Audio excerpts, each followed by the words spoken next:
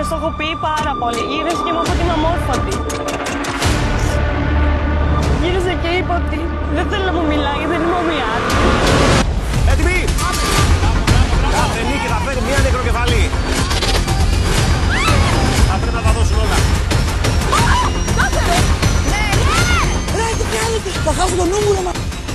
Τα παιδιά μου, για να καταφέρω κάτι, έπρεπε συνεχώς να το κάνω μακριά τους.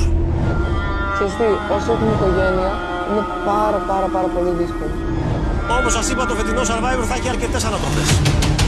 Πρέπει να έχετε πάντα στο μυαλό σας ότι πολλές φορές τα πράγματα δεν είναι έτσι όπως φαίνονται.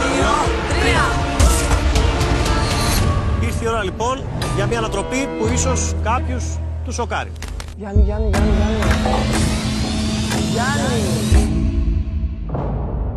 Survivor, τη Δευτέρα στις 10 και 4 το βράδυ, στον Sky.